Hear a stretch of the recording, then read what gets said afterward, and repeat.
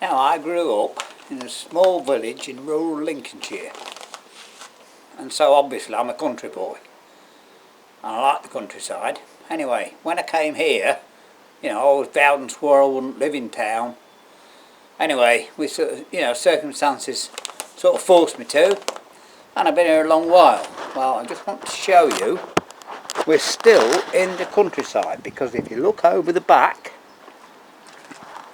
there,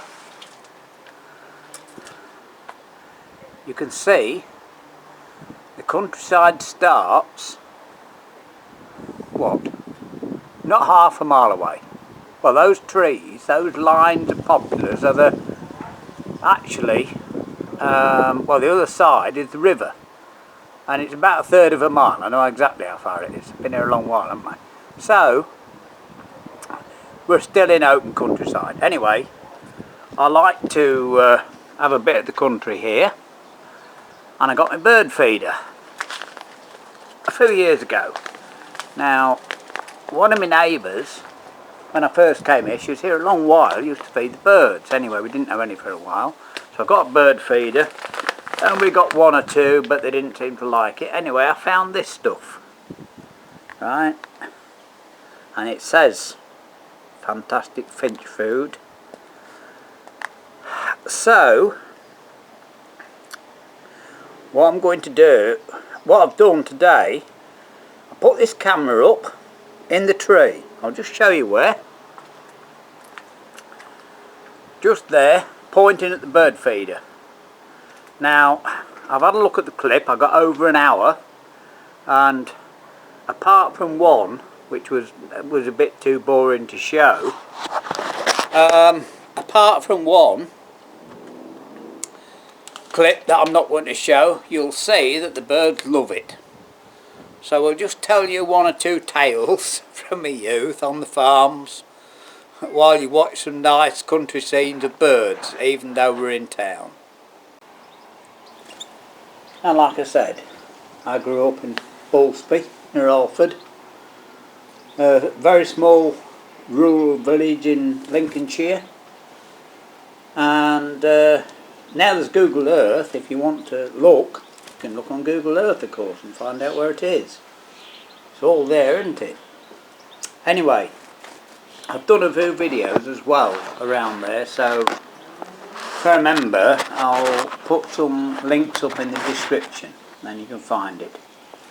Anyway, I lived there till I was 25, and it's quite an education actually in farming in a way, because as I said, I actually grew up on farms. There were 7. Now I think there's only 2. That just shows progress, doesn't it? But anyway, there were 7. Anyway, one about 1.5 miles away at Skenderby Salter. I went when I was about, 8 or 9. A lad there at my age, and my father, as I say, was a blacksmith, so he shot a pony for the daughter, and the farmer said, "Oh, does your lad want to come and be friends with mine?" So I started going down 2 or 3 times a week, and we played about together. Anyway, when I was about 9, I started driving tractors, and we were on the farm one day. You'll laugh at this. We were on the farm one day, and they were leading bales. Now, your first job on the farm, which many people years ago will know, was driving between the heaps, right? And the farmer's son had to go. Anyway, he yucked a bit, and his poor old dad nearly fell off the top. Anyway, he got a bit mad and chucked him off. Anyway, after a few minutes, he said, "Oh, do you want another go?" And so I always remember this, obviously. Joy said to me, he says, "Well, do you want to go?" So I had a go, and his dad said, after a while, he said, "Well, you did all right." And that's what really started me driving tractors and things. So I did lots and lots of riding round on tractors, right? Lots and lots of it. And remember, in those days, there weren't these posh tractors with cabs and aircon and dust and everything. Oh, it was just, they were open cabs, and you got the rain, sleet and hail, no matter what it was. you know. So we did rounds and rounds and rounds of fields, you know, of ploughing and dragging and seeding and harvesting, everything. Anyway, my job, from age about, I don't know, 10, became baling. Me and the farmer's son, we did the baling. Now, it was the first time that I knew I wasn't quite as strong as most people. Alright, we're not all made the same, are we? You know. Anyway, we had an hour each, an hour driving and an hour on the sledge. And there were small bales, and you had to stack heaps of 8 up. But after a couple of days, I was so bloody knackered, I was dropping them all over. So after that, he did the sledge work and I did the driving, which, I'll be honest, it suited me down the ground. And so we did that for quite a number of years.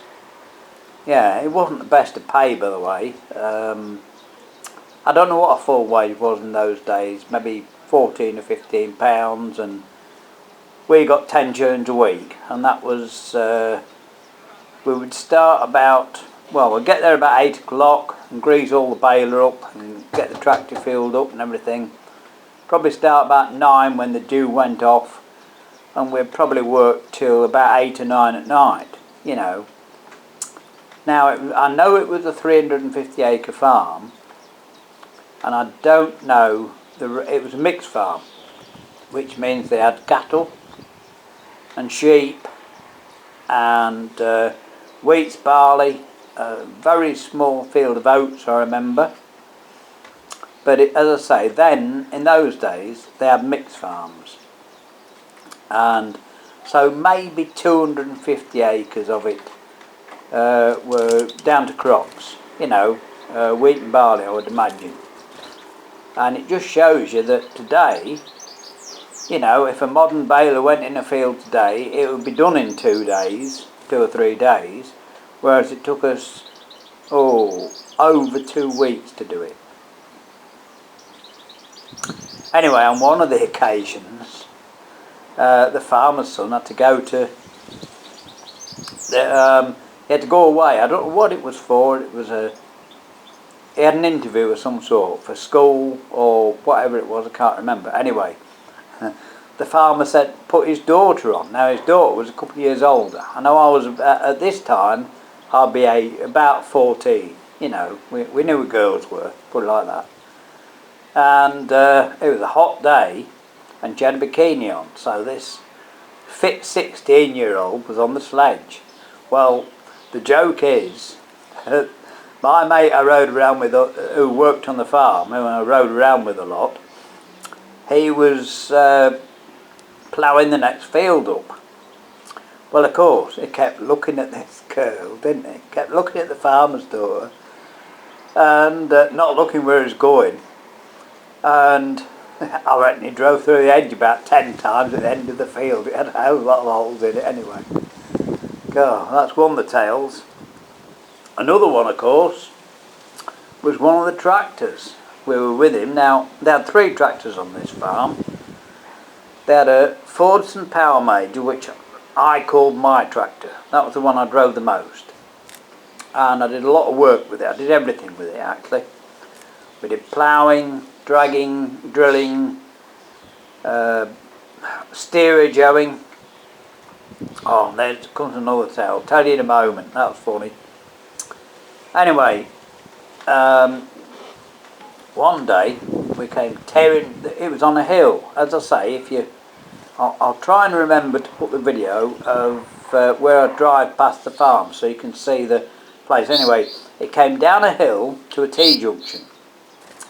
Well, we came flat out down this hill, of course, from this. It was a paraffin, by the way, Nuffield, with a muck filler on the front. And we came tearing down this hill. Well, we got to the bottom and stood on the brakes, and there was no blooming brakes, and we went straight across the road. And luckily, there was a track up the other side, up to the fields. And we went up this track, and God, we put the muck filler down, so if out was coming, we might have escaped. We might have survived. You never know, do you?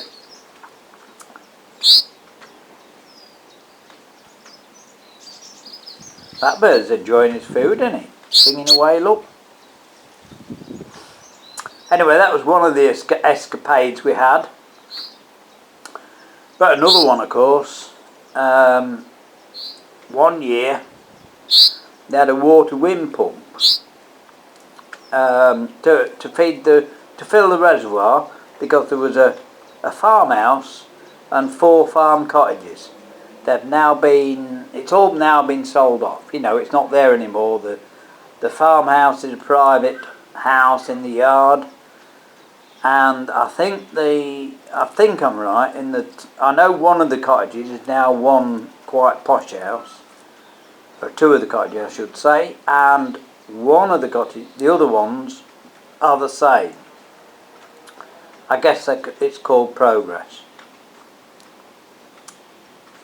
Anyway, getting back to this wind blooming farm jobby. Now, again, I've done a video of Claxby Spring, where we got our water from at Ulsby, where everyone got the water from. So we were leading water to fill the reservoir, and we had a whole week doing it. And there was me and my friend, my long-term friend, not seen him for a while now, but and this lad on the, you know, worked on the farm. Well, to pass the time while it was filling and emptying, because it was quite a long wait, obviously, we played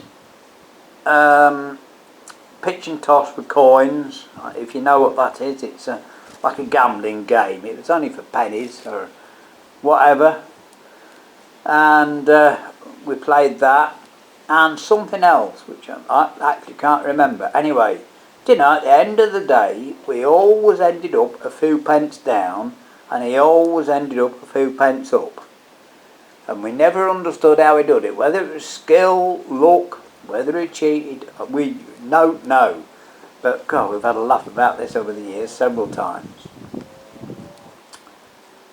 But anyway, to sort of finish off, you know, I'm sure that growing up in the countryside must be the best education you can have. The reason being, because you're isolated, you need transport. And you haven't got a lot of money, so you have to learn to not only be safe on the road, but also you have to learn how to maintain your own transport. And because if you don't go anywhere. It's simple as that, you know. You have to walk. With the nearest town being about 12 miles away, it's a blooming long walk, I'll tell you. Or cycle. And also, by the way, Ulsby is in the Lincolnshire Wolds. Now, that's the hilly part of Lincolnshire. It's not mountainous, but it is hilly. And we had a bit of a joke actually. I push biked. I worked at Horncastle, which is over the Wolds, 12 miles away. And once or twice I push biked it.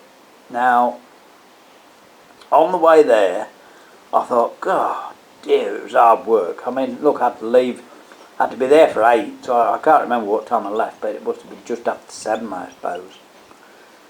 And we got there, and I thought, oh, thankfully on the way home it was downhill. Well, do you know, it's absolutely true. It's the only road I know that's uphill all the way both ways. What a slog. I never ever did that again, I tell you. You know, in fact, one day I actually came home on a tractor. And because my cycle was at work, and my parents came, and I was going to go home anyway. I said, can I go home on a tractor? Yeah. So I went home on a tractor and went back and cycled back the next day. But believe me, I soon got me blooming car or motorbike repaired, whichever I was using at the time, I can tell you. Yeah, but as I said, it's marvellous education. Absolutely marvellous. It just teaches you the best of life, what anything can do. Right, I hope you've enjoyed this. And a nice few scenes of birds feeding. So we'll leave it at that, and we'll talk to you soon.